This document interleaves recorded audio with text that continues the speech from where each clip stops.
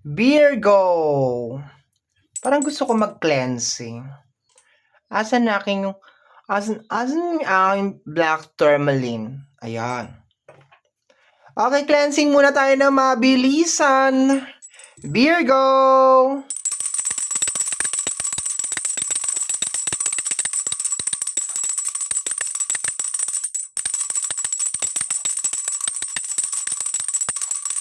Okay. Good morning po. Magandang umaga po sa ating lahat. Of course, kung hindi mo naman umaga napapanood to, so whatever time are you watching this, happy lunchtime, magandang hapon, magandang gabi, ayan. Okay, so ang gagawin po natin ngayon is yung ating daily reading para po ito sa araw ng July 15, 2026. Maraming salamat po sa ating mga abangers. Bakit dito ako nag-start? Sa ating mga abangers sa mga walang sawang naghihintay at nag-aabang ng kanilang mga readings. Thank you very much. And of course, salamat din po sa ating mga bagong subscribers. Thank you very much. I hope na mag-enjoy po kayo dito. At sana yung mga readings na ginagawa ko ay nakakatulong po sa inyo or nakakatulong po sa ating lahat. Okay, let me see my dear Virgo. Tingnan natin kung anong meron sa araw na ito. Virgo, what is going on sa area ni Virgo? July 15, 2026, Virgo. Anong meron?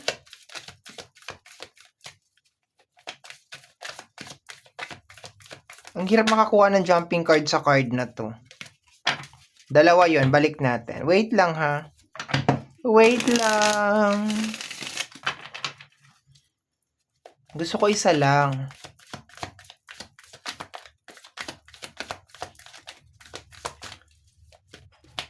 Kay Taurus, ang tagal ko rin makakuha ng... Kaya hindi ko to masyadong ginagamit kasi nahihirapan ako makakuha ng jumping card. Kumbaga parang ang tagal-tagal. Okay, what is this? We have here the anniversary. Wow, maganda to ah. The anniversary. Commitment, celebration, endurance, share history, and renewal. Okay, hindi naman possible na may mga nagse-celebrate ng anniversary today. So, happy anniversary sa mga nagse-celebrate ng kanilang anniversary or ng kanilang mansary. Okay, consider na yon. Pero ang masyadong taka lang.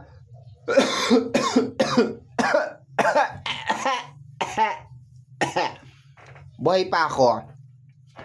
Ang masyadong naka-attract sa akin dito, my dear, is yung shared history. Okay, ano, yung shared history and then renewal. So, yun ang masyadong nag-attract sa akin dito. Hindi yung anniversary actually. It's more on parang ang tagal na pala namin, yung ganun, dami na pala namin pinagsamahan. Of course, happy anniversary and happy mansary sa mga nagse-celebrate ng kanilang anniversary and mansary. Pero dun tayo sa pinakamalakas na energy dapat, which is more on like, ang dami na pala naming pinagsamahan. Ang tagal na pala namin. 'Di ba? Kumbaga parang ngayon na nanariwa yung parang, akalain mo yun, 6 years na kami. Akalain mo yun, 7 years na kami. Akalain mo yun, 8 years na kami. Yung mga ganon, okay? Ngayon, yun yung pinaka-highlight sa card na to. Yung tagal ng pinagsamahan. Yung haba ng pinagsamahan. Yun ang highlighted sa card na ito. Pero syempre, kagaya ng sinabi ko kanina, happy mansary sa mga nagse-celebrate ng kanilang mga mansary and anniversary. Okay? Tingnan natin, my dear Virgo. And ayoko lang i-close yan, my dear, sa relationship lang. Possible na sa friendship din, or maybe baka sa trabaho mo, 'di ba? Baka naisip mo na ang tagal ko na pala dito sa work ko na to. Yung energy niya kasi naka-focus doon sa parang gaano ka nakatagal dun sa isang area of responsibility like relationship ba yan, pamilya, okay, work, yun siya. Dun siya nakapokus talaga. Okay? Let me see my dear Virgo.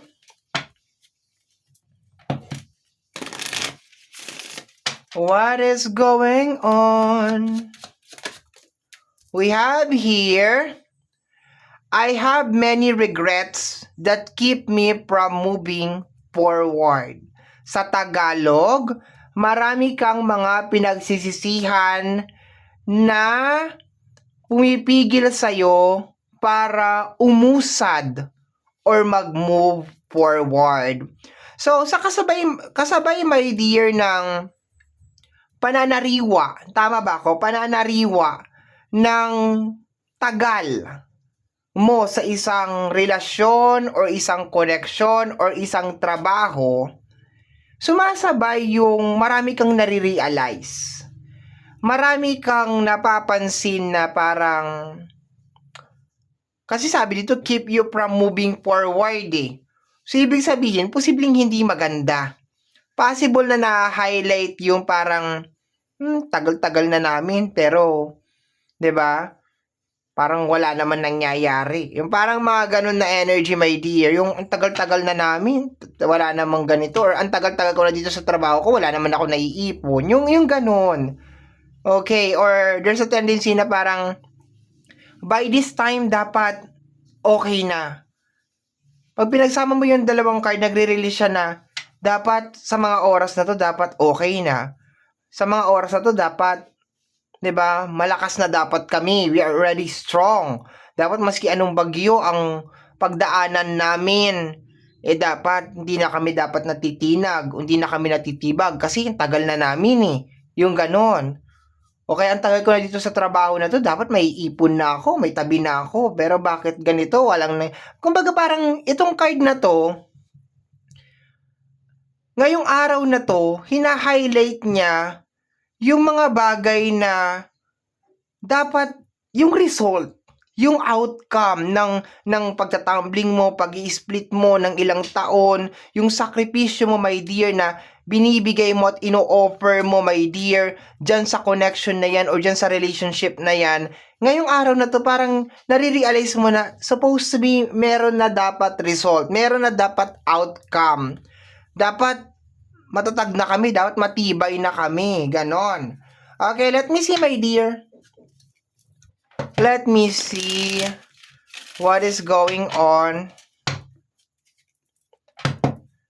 Kanina, habang ginagawa ko yung reading ni Taurus, inaayos ko na tong kandila na to. Tapos ngayon, ganyan na naman siya ulit. So, aayusin na naman kita ulit mamaya. Okay. Parang ano siya, parang maliit yata yung nalagay ko na ano tawag nito? Yung pinaka nasa gitna niya. Candle wick.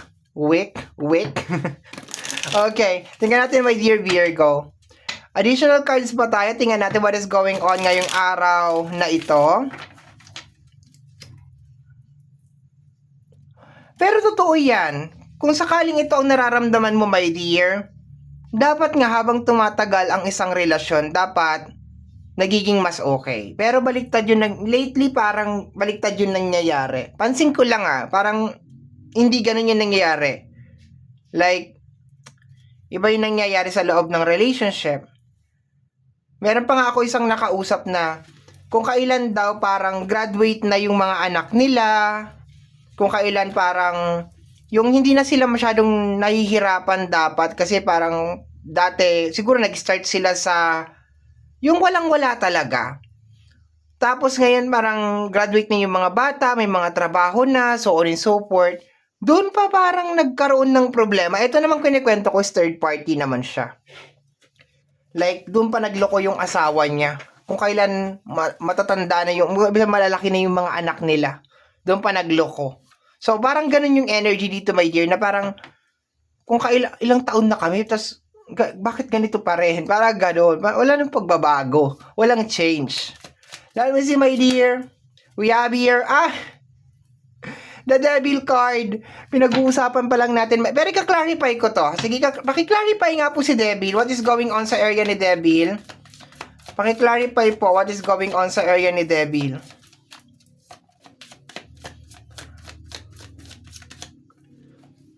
We have here the energy of the Tower. Okay, my dear, ayan proven and tested, aprobado by BPAD. May nangyayari, my dear, kung sa relationship hindi na to kaagad maganda. Kasi yung sinabi ko kanina na example, eto yon. Okay, hindi ko ba alam kung na-influence ko ba yung card sa example na ginawa ko, pero ito yung lumabas. May devil, my dear, na nagiging dahilan.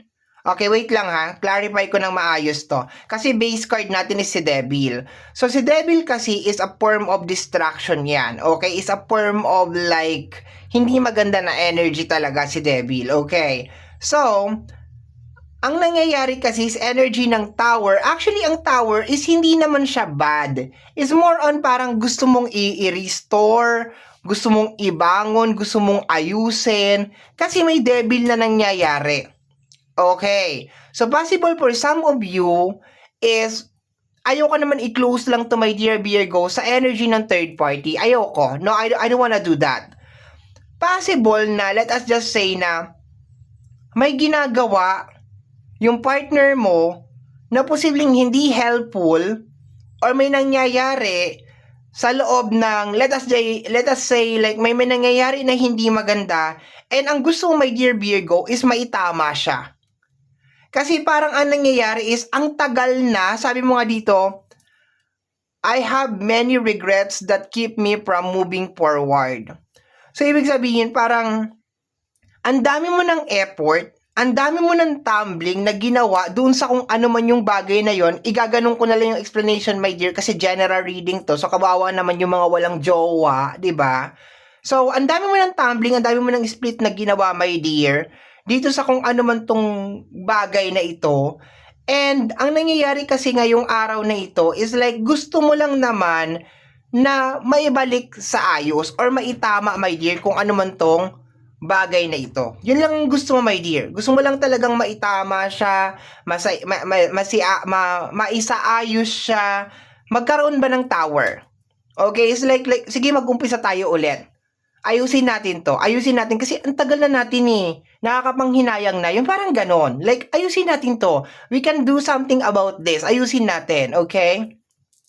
Or else, like, gusto mo matigil na kung ano tong devilish na nangyayari. Like, itigil mo na yan. Kung ano man yan sumisira sa... Alam mo yon yung... For some of you, is more on... Kung ikaw man yung gumagawa ng devilish, is just more on parang... Nararamdaman mo ngayon yung pagsisisi. Pwede kasing i-vice versa natin yung, like, sa kabila, sa kanan yung reading So, kung ikaw naman yung gumagawa ng reading, if you are a cross-watcher, and gusto mo lang malaman kung ano yung nangyayari kay Devil, possible na ang scenario na ay nangyayari kay Virgo as of this moment, is possible na si Virgo ay gusto niya, nangihinayang siya doon sa kabilang side to ha, sige gagawin ko to, hindi ko to normally ginagawa, pero sige gagawin ko para doon sa mga cross-watcher. Kasi baka sabihin naman, ano ba yan? Kasi ang ugali kasi ng iba, hindi nyo naman reading pinapanood nyo. Kaya nangyayari, nagiging complicated ang mga bagay-bagay. Sige, ako mag-a-adjust. Para doon sa mga cross-watcher, okay? And especially kung si Devil ay gumawa, si Virgo ay may ginawang hindi maganda, as of this moment na pinapanood mo to, bilang cross-watcher ka, ha? Tabi muna kayo, Virgo. Bigyan natin ng space ang mga cross-watcher. Okay? Kasi gusto nila minsan pumapabor talaga lagi sa kanilang reading. Kaya minsan nina-high blood ako Sabi dito, I have regret.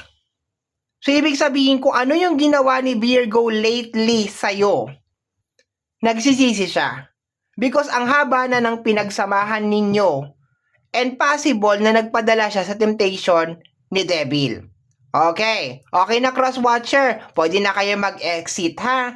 Focus na ulit tayo kay Virgo kasi reading ni Virgo to Diba? Okay. So Virgo, gusto mo lang naman maayos na lahat. Yun lang yon. Gusto mo maayos na lahat. Okay? Hindi ko yan laging ini-entertain yung mga cross-watcher kasi ang mangyayari, magugulo yung reading. Kasi normally, yung energy na masasagap mo sa cross-watcher at saka yung mismong sa Virgo is magkaiba. Kasi iba-iba by scenario. No, so minsan pinapatulan ko, minsan hindi ko talaga pinapatulan. And this time, kagaya nito, magkaiba yung energy na para sa cross-watcher at saka para sa mismong nanunood na Virgo. Ang nakukuha ko na energy para sa mga nanunood na Virgo as of this moment is more on gusto mong i-restore yung connection. Because nangihinayang ka kung gaano na kayo katagal or kung gaano ka nakatagal dyan sa sistema na yan, kung ang dami mo nang ginawang effort, tumbling, and split. And para naman sa mga cross-watcher, iba to ha, wag sana ma-conflict. Para sa mga cross-watcher, ang nangyayari naman, my dear, is like, kunyari, clinic mo to, and ang pinaka-intention mo is, ano kayong nangyayari kay Virgo? Ano kayang nasa isip niya as of this moment? Ang nasa isip nung partner mo or nung sa cross-watcher is, like, nagsisisi siya kung bakit in-entertain niya si Devil at bakit, alam mo yon, nauwi sa hiwalayan or hindi magandang connection yung nangyari. Parang gano'n, nasira yung mahabang pinagsamahan. Okay, so balik na tayo sa'yo, Virgo. Wala, na ano ko lang, naramdaman ko na may nanonood na cross-watcher. Okay, let me see. We have here the energy of the King of Swords and the Two of Swords. Okay.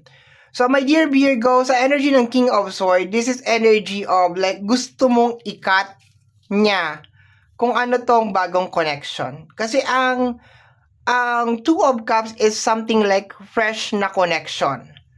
And ang The Lovers is something na old. Kasi major, tapos ito supporting cards to. So, gusto mong ikat or for some of you is parang hindi mo nagugustuhan kung ano yung mga nare-receive mo or nalalaman mo na mga bagay-bagay lately tungkol sa partner mo, okay? Gusto mo na magbago. In short, meron kang tao na gustong magbago over here, okay? Cross-watcher, gusto nyo, kayo naman din, okay? Para sa mga cross-watcher, pinahirapan ko yung sarili ko. Para sa mga cross-watcher, gusto niya makipaghiwalay. Kung ikaw ay pinagpalit niya, 'di ba? Kung ikaw ay pinagpalit niya, kunyari you're dealing with a Virgo, 'di ba? And then pinagpalit ka niya. Gusto niyang makipaghiwalay sa kabit niya. Kasi alam niyang mali. Okay, happy? Okay, tama na nga kayo mga cross-watcher. Doon kayo sa mga kanya-kanya ninyong mga reading. Kakainis naman kayo eh. Okay. So, dito, my dear Virgo, gusto mo na putulin niya or baguhin niya. So, let us just say, my dear Virgo, na baguhin niya yung maling ginagawa niya. And at least, i-priority niya itong anniversary card natin. Yung tagal ng pinagsamahan ninyo. Like, kung meron siyang, ayoko lang i-focus to sa third party kasi dahil nakuha ko yung energy ng mga cross-watcher, okay? Let us just say, kung ano man yung ginagawa ng partner mo or ng kusino man yan, gusto mong baguhin yun kasi parang ang dami mo ng sakripisyo na ginawa, ang dami nang nangyari, ang dami ng bagyo, ang dami ng sakuna, and gusto mo lang naman iayos niya or i-priority niya kasi parang mas matagal yung pinagsamahan ninyong dalawa. Yun lang yun. Putulin niya kung ano tong maling ginagawa niya. It really doesn't matter kung may kinalaman sa third party or may kinalaman sa isang bagay na nakakasira talaga sa matagal na ninyong pinagsamahan. Ang gusto mo lang talaga, my dear Virgo, is putulin niya yon. Okay? Tingnan nga natin kano nakahaba yung reading natin. Pag meron talaga akong oracle card, my dear, na sinasama, humahaba yung reading natin. Kaya minsan hindi talaga ako nag-oracle card. Pansin ninyo, hindi ako nag-oracle card masyado kasi humahaba yung reading. Okay? We have here the energy of the Knight of Pentacles. Kaya sa mga naiinip, pag nakita ninyo na meron akong oracle card na nilabas, alam nyo na magiging mahaba talaga yung reading. Huwag nyo na panoorin. We have here the energy of the Ace of Wands. Ayan, gusto talaga ninyo, my dear, like, dahan-dahanin. Like, mahaba naman ang pasyensya mo. Ibig sabihin, like, kaya mo pang magtiis. Kaya mo pang magtiis, my dear. Kaya mo pang magsakripisyo. Okay, pero gusto mo na ma-realize din nung tao na yon na, hello, nandito ako, willing ako magsakripisyo sa'yo. Yung parang ganon. Like, papatawarin kita, like, uunawain kita, pero sana naman wag mong sayangin yung pagpapatawad na gagawin ko sa'yo o yung pagmamahal na ibibigay ko sa'yo kasi ang dami mo nang binigay na tumbling at saka split, my dear, kung sino man tong tao na ito. And gusto mo lang naman na sana this time worth it naman na. Sana this time okay naman na sana magkaroon na ng possible na kasi panghihinayang lang naman to sa connection, my dear eh. Nagumpisa lahat to dahil naging hinayang ka dito sa energy ng anniversary. Sa pinagsamahan ninyo. 'Di ba? Doon ka lang naman naging hinayang. And eto, gusto mo lang naman magbago kung ano yung current na ginagawa niya. Or parang for some of you, gusto lang naman ninyo itama kung ano yung mali. Okay? Let me see, my dear, last two cards na lang tayo. We have here the energy of the Two of Sword and the Magician. Okay? Sa energy ng Two of Sword, connected sa parang like, naguguluhan ka. Okay, ngayong araw na to. Like, tutuloy ko pa ba to?